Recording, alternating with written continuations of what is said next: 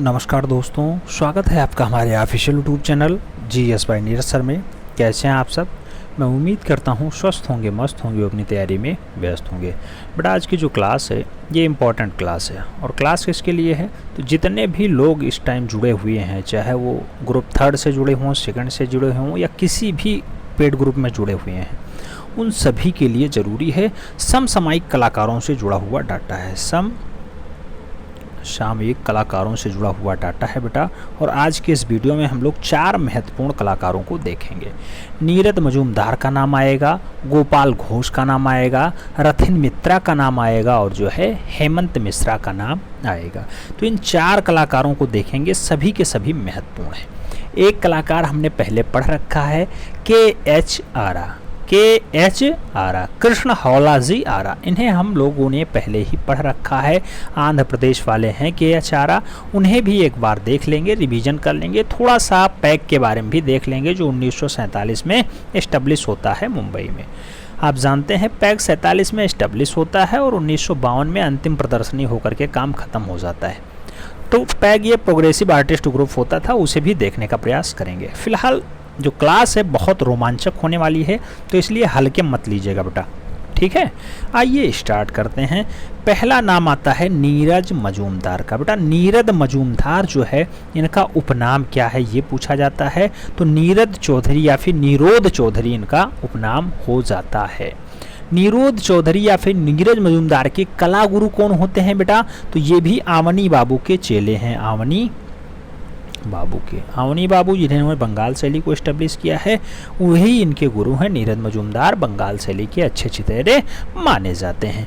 आगे बात करते हैं क्या पूछा जा सकता है और प्रश्न इनके बारे में। तो कहा जाता है कि नीरज मजूमदार अपने चित्रों में किस लिपि का प्रयोग करते थे बेटा? तो आप जानते हैं लिपि है देवनागरी। देवनागरी का प्रयोग निरोध चौधरी ने खूब अच्छे से अपने प्रयोगों में किया है। तो देवनागरी लिपि का प्रयोग अक्सर किया करते थे। नीरद मजूमदार किस पद्धति से चित्रण करते थे बेटा? तो आप जानते हैं ये बंगाल शैली से जुड़े हुए हैं, लेकिन तांत्रिक पद्धति में इन्होंने चित्रण का कार्य किया है। वास चित्रण वहां से इन्होंने नहीं सीखा है। तो मूल रूप से तांत्रिक पद्धति में काम इन्होंने किया है। और नीरद मजूमदार के कलागुरु कौन है? अवनी बाबू हैं। इनका उपनाम क्या है? निरोध चौधरी है। इतना नाम नीरज से पर्याप्त है। तो नीरद चौधरी यानी नीरद मजूमदार। अगला नाम देखेंगे बेटा रथिन मित्रा का। रथिन मित्रा 1926 में इनका जन्म होता है। कहाँ होता है बेटा? कोलकाता में होता है। रथिन मित्रा क्या है? अच्छे लेवल की चित्रकार हैं। अच्छी लेवल की चित्रकार हैं, सशक्त रेखांकन के लिए जानी जाती हैं। आगे बात करते हैं। कहा गया कि रथिन मित्रा अपनी चित्रकारी में किस रंग का प्रयोग किया करती थी? तो सशक्त रेखांकन के लिए रथिन मित्रा जी ज़्यादा फेमस रही हैं। अच्छा बेटा, वीडियो में कुछ दिक्कत आ रही थी, लोग अक्सर कमेंट किए हैं, तो मैं पूछना चाहता हूं क्या अब भी सुबह जो टेस्ट हुआ उसमें भी कुछ दिक्कत है, या इस टाइम जो चल रहा है ये क्लास में भी कुछ दिक्कत है? अगर कुछ भी दिक्कत है बताइएगा, ठीक है। फ़िलहाल वो टेक्निकल इशू के चलते ऐसा हो गया, 2 क्लासेज में थोड़ी सी बाधाएं आ गई हैं, उसके लिए हमें खेद है। बहुत जल्द हमने उसे सुधार करने की पूरी चेष्टा की है। रथिन मित्रा किस घटनाओं का चित्रण सर्वाधिक किया करती थी बेटा? तो दैनिक जीवन पर आधारित चित्रण सबसे ज़्यादा रथिन मित्रा ने बनाए हैं। रथिन मित्रा वही कोलकाता वाली, याद रखना है। इनके कुछ खास चित्र हैं, जैसे गुलदस्ता लिए लड़की, बेटा बहुत अच्छी रचना मानी जाती है इनकी। रथिन मित्रा की सबसे प्रमुख रचना में मानी जाती है गुलदस्ता लिए वही लड़की, कश्मीर की मुसीबतें, पुनर्मिलान या फिर पुनर्मिलन और एंथाल नृत्य। तो एंथाल नृत्य, पुनर्मिलन, कश्मीर की मुसीबतें और गुलदस्ता हुआ लड़की किसकी रचना होती है? तो गुलदस्ता लिए हुए लड़की मूल रूप से अच्छी रचना मानी जाती है रथिन मित्रा की। रथिन मित्रा वही कोलकाता से संबंध है, बंगाल शैली के अंतर्गत आती है। अगला नाम होगा गोपाल घोष का। गोपाल घोष का भी संबंध बेटा पश्चिम बंगाल से ही है, और ये ज़्यादा जो है संबंध बंगाल शैली से रहा है इन लोगों का। गोपाल घोष का कार्यकाल क्या रहा है बेटा? तो 1913 में इनका जन्म होता है। कहाँ पे होता है? तो पश्चिम बंगाल में इनका जन्म होता है। गोपाल घोष के कलागुरु कौन है बेटा? तो अवनींद्रनाथ ठाकुर ही इनके कलागुरु माने जाते हैं। गोपाल घोष को किस प्रकार का कलाकार माना जाता है बेटा? तो गोपाल घोष को किस प्रकार का कलाकार माना जाता है? बोहीमियन कलाकार के रूप में फेमस हैं गोपाल घोष जी। जबकि रथिन मित्रा कैसे, तो सशक्त रेखांकन के लिए जाने जाते थे, अच्छे चित्रकार होते हैं, दैनिक जीवन से संबंधित चित्रण किया करते थे। और तांत्रिक पद्धति में किसने चित्रण का कार्य किया है, तो नीरद मजूमदार ने किया है। गोपाल घोष जो है Indian society of oriental art में कब तक शिक्षण का कार्य करते रहे बेटा, तो शिक्षण के रूप में इन्होंने 1948 से 1954 तक का कार्य देखा है। 1948 से 1954 तक Gopal Ghosh Indian society of oriental art में एज अ टीचर काम किए हैं। आगे और क्या क्वेश्चंस बन सकता है, तो गोपाल घोष का एक डाटा पूछा जाता है कि प्रकृति चित्रण के लिए क्या माने जाते हैं। थोड़ा प्राकृतिक चित्रण के जन्मदाता माने जाते हैं कौन, गोपाल घोष जी। गोपाल घोष भारतीय प्राकृतिक चित्रण के क्या माने जाते हैं बेटा, जन्मदाता, फादर माने जाते हैं। तो गोपाल घोष भारतीय प्रकृति चित्रण के जन्मदाता के रूप में विश्वविख्यात हैं। याद रखना है, नाम इम्पॉर्टेंट है। पश्चिम बंगाल में जन्म होता है, 1913 का सन होता है, बोहेमियन कलाकार के रूप में भी ख्याति प्राप्त हैं। आगे बात करते हैं हेमंत मिश्रा की बेटा। हेमंत मिश्रा को भी पढ़ना आवश्यक है।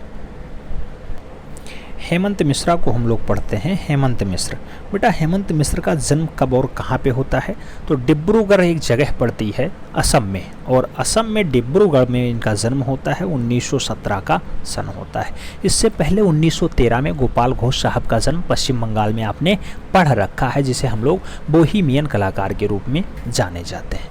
बेटा असम की राजधानी बहुत बार पूछी गई है। असम की राजधानी दिसपुर होती है बेटा, ये याद रखना है, दिसपुर। असम की राजधानी क्या होती है, दिसपुर होती है। जबकि पश्चिम बंगाल की राजधानी क्या हुआ करती थी, तो पश्चिम बंगाल की राजधानी आप लोगों ने देख रखा था, कोलकाता हुआ करती थी। आगे बात करते हैं हेमंत मिश्रा के बारे में। हेमंत मिश्रा किस वाद से प्रभावित कलाकार रहे हैं बेटा, तो हेमंत मिश्रा का जो संबंध रहा है वो मूल रूप से अति यथार्थवाद के रूप में रहा है। ये अति यथार्थवादी कलाकार के रूप में जाने जाते हैं, पुकारे जाते हैं, फेमस कलाकार हैं, असम के रहने वाले हैं, असम में इनकी जो है परवरिश हुई है। आगे बात करते हैं, पूछा जाता है हेमंत मिश्रा कलकत्ता ग्रुप के सदस्य कब बनते हैं, या फिर कलकत्ता ग्रुप की सदस्यता कब ग्रहण करते हैं बेटा। तो हेमंत मिश्रा मूल रूप से जो कलकत्ता ग्रुप ज्वाइन करते हैं तब होता है सन 1950 का। 1950 में कलकत्ता ग्रुप जो है ये जुड़ते हैं, सदस्य बनते हैं इसके। आगे बात करते हैं, तो एक क्वेश्चन ये बहुत बार बना है बेटा कि हेमंत मिश्रा घनवादी चित्रण कब किए थे बेटा। तो घनवादी चित्रण करना स्टार्ट करते हैं सन 1952 में। 1952 में ये जो है घनवादी चित्रण करना स्टार्ट कर देते हैं। आगे हेमंत मिश्रा के बारे में और क्या क्वेश्चंस बन सकता है, तो बनता है बेटा कि हेमंत मिश्रा की कला में कैसा भाव प्रतीत होता है। तो हेमंत मिश्रा की कला में मूल रूप से मंजर का भाव प्रभावित होता है, दिखाई देता है।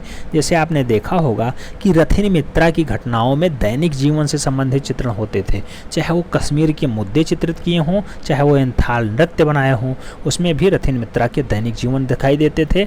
ऐसे नीरद मजूमदार का तांत्रिक पद्धति है, ऐसे मूल रूप से किसका, तो आपने देखा है कि हेमंत मिश्रा में मंजर का भाव प्रतीत होता है। अब ये तो हो गया इनसे जुड़ा हुआ कुछ खास पॉइंट। उसके बाद इनकी अच्छी रचनाएं कौन कौन सी हैं उन्हें भी देखने का प्रयास करते हैं। अच्छी रचनाएं कौन कौन सी हैं, तो बड़ा सबसे अच्छी जो रचना मानी जाती है इनका प्रिमिटिव अयर किसकी रचना है, हेमंत मिश्रा की अच्छी रचना मानी जाती है। इको ऑफ अ सॉन्ग रचना किसकी है बेटा, ये भी हेमंत मिश्रा यानी डिब्रूगढ़ वाले हेमंत मिश्रा ने ही जो है चित्रित किया है, बनाया है। वर्ष ऑन फायर किसकी रचना मानी जाती है, तो वर्ष ऑन फायर भी हेमंत मिश्रा की बहुत अच्छी रचना मानी जाती है। और एक रचना और इनकी बहुत विख्यात है बेटा, वो है परस्यूडिंग द फ्रेंडिंग गॉड। बेटा ये किसकी रचना मानी जाती है, ये भी मूल रूप से हेमंत मिश्र की रचना मानी जाती है। हालांकि अगर इनसे क्वेश्चंस बनेगा तो एक क्वेश्चंस बनेगा किस वाद से प्रभावित रहे हैं, तो अति यथार्थवाद से ये प्रभावित रहे हैं। अति यथार्थवाद से प्रभावित कलाकार रहे हैं हेमंत मिश्रा जी। और हेमंत मिश्रा जी डिब्रूगढ़ असम में इनका संबंध होता है, कलकत्ता ग्रुप से 1950 में जुड़ते हैं, यानी इनका काम धाम थोड़ा सा आज़ादी के आसपास चलता है। थोड़ा सा रिवीजन कर लेते हैं पैग के बारे में। हालांकि हमने पढ़ रखा है लेकिन पैग के बारे में पढ़ना बहुत ज़रूरी हो जाता है बेटा। पैग का फुल फॉर्म कई बार पूछा गया है। तो प्रोग्रेसिव आर्टिस्ट ग्रुप, ये एक छोटा सा ग्रुप बनाया जाता है 1947 में, मुंबई में बनता है बेटा, 1947 में बनता है। के.एच. आरा के द्वारा इसकी प्रदर्शनी आती है। आइए आगे से देख लेते हैं। जैसे पैग ग्रुप की स्थापना कब हुई, तो सन होता है 1947 का। 1947 में प्रोग्रेसिव आर्टिस्ट ग्रुप एस्टेब्लिश किया जाता है, स्थापित किया जाता है। के.एच. आरा द्वारा सर्वाधिक एक प्रदर्शनी कहाँ की गई, तो बेटा के.एच. आरा जिन्हें हम लोग कृष्ण हौलाजी आरा के नाम से जानते हैं, 1914 में जन्म होता है, आंध्र प्रदेश के रहने वाले हैं। ये पहली प्रदर्शनी मुंबई में करवा पाते हैं, 1947 में है। पैग ग्रुप को मुंबई की कौन सी कंपनी संरक्षण देती है बेटा, तो पैग को मूल रूप से औषधि निर्माता कंपनी जो आती है वो इसे संरक्षण देती है, इसे बढ़ाने का काम करती है, लेकिन बहुत अच्छे से कर नहीं पाती है। आगे बात होती है पैग ग्रुप की स्थापना किसने किया था बेटा, तो फ्रांसिस न्यूटन सूजा इसे एस्टेब्लिश करने में अग्रणी भूमिका में आते हैं। हालांकि के.एच. आरा भी इसमें खास सदस्य के रूप में रहे हैं। के.एच. आरा भी खास सदस्य के रूप में पैग में बने रहे हैं। पैग की तीसरी प्रदर्शनी कृष्ण खन्ना जी करवाते हैं, वो सब अभी आगे हम लोग देख लेंगे बेटा। लेकिन इसकी संस्थापना यानी स्थापना किसने की है, तो फ्रांसिस न्यूटन सूजा, F.N. सूजा इनका शॉर्ट नाम होता है, बहुत फेमस है, याद रखना है। आगे पैग ग्रुप का महासचिव किसे बनाया जाता है, तो वो भी फ्रांसिस न्यूटन सूजा ही बनते हैं, जिन्होंने एस्टेब्लिश किया, वही इसके महासचिव भी बनाए जाते हैं। आगे बात होती है, पूछा जाता है पैग ग्रुप का पहली प्रदर्शनी का कैटलॉग किसने बनाया था बेटा, तो पहली प्रदर्शनी का जो कैटलॉग बनाया गया किसके द्वारा बनाया गया, तो फ्रांसिस न्यूटन सूजा ने ही पैग का पहला कैटलॉग भी बनाया था। जो पहली प्रदर्शनी होती है उसका कैटलॉग भी इन्हीं के द्वारा निर्मित किया गया था। अगर बात करते हैं पैग की, तो पैग ग्रुप और कलकत्ता ग्रुप की संयुक्त प्रदर्शनी कब होती है, तो बेटा peg group, progressive artist group और कलकत्ता ग्रुप का जो संयुक्त प्रदर्शनी है दोनों एक साथ होता है 1950 में। कहाँ पे होता है, मुंबई में लगाया जाता है। एक साथ दोनों प्रदर्शनियाँ आयोजित की जाती हैं। और पैग ग्रुप की तीसरी और अंतिम प्रदर्शनी बेटा, टोटल 3 प्रदर्शनी हो पाई थी इसकी, first second third. Francis Newton सूजा इसे एस्टेब्लिश कर देते हैं। तीसरी प्रदर्शनी मूल रूप से कृष्ण खन्ना करवा देते हैं। तीसरी प्रदर्शनी 1952 में हो जाती है, वही इसकी अंतिम प्रदर्शनी मानी जाती है। कब होती है, 1952 सन में हो जाती है। आगे बात करते हैं, तो कहा जाता है कि पैग ग्रुप की तीसरी प्रदर्शनी का कैटलॉग किसने बनाया था बेटा, कृष्ण खन्ना ने बनाया था। और सदानंद बाकरे ने पैग ग्रुप में क्या थे बेटा, तो सदानंद बाकरे का संबंध एज सदस्य के रूप में रहा और एक अच्छे मूर्तिकार के रूप में भी सदानंद बाकरे का नाम फेमस है। तो सदानंद बाकरे पैग ग्रुप यानी प्रोग्रेसिव आर्टिस्ट ग्रुप में एज सदस्य के रूप में कार्य कर चुके हैं। आगे बात करते हैं, तो कृष्ण हौलाजी आरा को थोड़ा सा देख लेते हैं। हालांकि इन्हें हम पढ़ रखे हैं बेटा, फिर भी देखना बहुत ज़रूरी हो जाता है, क्योंकि यहाँ रिवीजन से ही सिलेक्शन संभव है। रिवीजन जितना अच्छा करेंगे आप, उतने बढ़िया सिलेक्शन के लिए आप पास होते जाएंगे। कृष्ण हौलाजी आरा इनका पूरा नाम होता है। 1914 में जन्म होता है, 1985 में इनकी मृत्यु हो जाती है। बोलाराम आंध्र प्रदेश में इनका जन्म होता है 1914 में। याद रखना है के.एच. आरा इनका शॉर्ट नाम है, कृष्ण हौलाजी आरा इनका फुल नेम पड़ता है। आगे बात करते हैं, इनका उपनाम भी एक है बेटा। के.एच. आरा का उपनाम क्या है बेटा, तो किशन के नाम से भी ये फेमस रहे हैं, किशन के नाम से। पैग ग्रुप का कलाकार विवाहित नहीं रहा है बेटा, तो पैग यानी प्रोग्रेसिव आर्टिस्ट ग्रुप के सदस्य रहे हैं, लेकिन इन्होंने अपना विवाह नहीं किया है। कृष्ण हौलाजी आरा ही ऐसे शख्सियत रहे हैं। आगे बात करते हैं, पूछा जाता है के.एच. आरा का चित्रण माध्यम क्या था, तो बेटा ये जल रंग में और तेल रंग में दोनों में चित्रण का कार्य किए हैं। अविवाहित कलाकार हैं, यानी कुल मिला के इन्होंने विवाह ही नहीं किया है। आंध्र प्रदेश के रहने वाले हैं। किशन इनका उपनाम भी रहा है। पैग के सदस्य रहे हैं। पैग ग्रुप के किस कलाकार को स्टिल लाइफ विशेषज्ञ माना जाता है बेटा, स्टिल लाइफ विशेषज्ञ किसे माना जाता है, तो वो के.एच. आरा साहब को ही माना जाता है। याद रखना होगा, नाम बहुत महत्वपूर्ण है।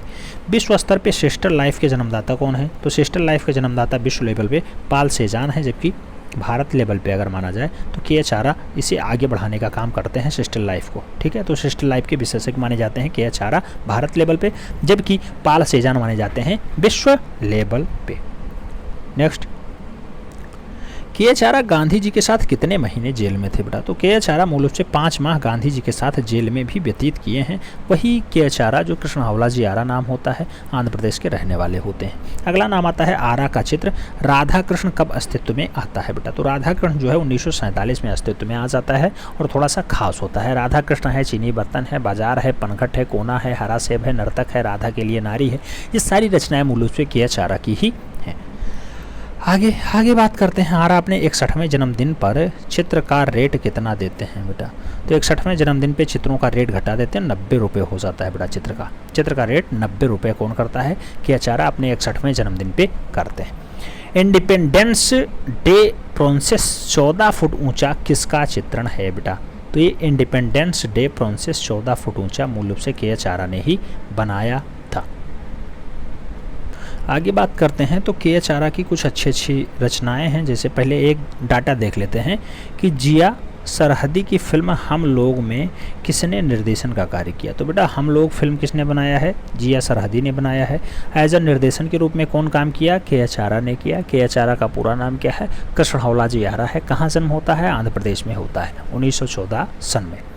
तो ये थे के एच आरा। बेटा के एच आरा के बाद इनकी अच्छी रचनाएं कौन सी हैं, अच्छे चित्र कौन से हैं, उसे आप स्क्रीनशॉट ले लीजिएगा। जैसे देखिए आता है राधा कृष्ण, चीनी बर्तन, बाजार, पनघट पर, गांव के छोर पर, राधा के लिए नारी, नर्तक, हरा सेब, कोना, घोड़े की सरपट दौड़। क्वेश्चन छप चुका है घोड़े की सरपट दौड़ बेटा। चक्की पीसने वाले, मेले से लौटते हुए, ये सब डाटा आ सकते हैं। मेले से लौटते हुए किसकी रचना है? के एच आरा की रचना है। राधा कृष्ण किसकी रचना है? के एच आरा की रचना है। हरा सेब किसकी रचना है? के एच आरा की रचना है। तो ये सब डाटा आपको देखना होगा, तब जाके काम बन पाएगा। हर जगह से बेटा नंबर बटोरना है, तब जाके आप फाइनली सिलेक्ट हो पाएंगे। आप जानते हैं भीड़ बहुत ज़्यादा है, सिलेक्शन की सीटें बहुत कम हैं बेटा। हालांकि बढ़ने की उम्मीद है, हो सकता है योगी बाबा कुछ इस पर कृपा कर दें और सीटें बढ़ जाएं, लेकिन अभी कुछ कहा नहीं जा सकता है। 148 पे ही हमें काम करना है और फाइनली 148 में जगह बनाने के लिए आपको दिन रात एक करना होगा, मेहनत करना होगा, तब जाकर सिलेक्शन हो पाएगा। हमें उम्मीद है कि आप लोगों को यहाँ से भी कुछ ना कुछ सीखने को मिलेगा। हमें लगता है 1 से 2 प्रश्न यहाँ से भी एकदम फिक्स रहेंगे। अगर वहाँ से नहीं आते हैं तो यहाँ से कुल मिलाकर के समसामयिक कलाकारों से जो 30-40 क्वेश्चंस बनेंगे उसे हम पूरा लेने का प्रयास करते हैं, पूरा करने का प्रयास करते हैं। चलिए ठीक है, मिलते हैं नेक्स्ट वीडियो में, तब तक के लिए जय हिंद।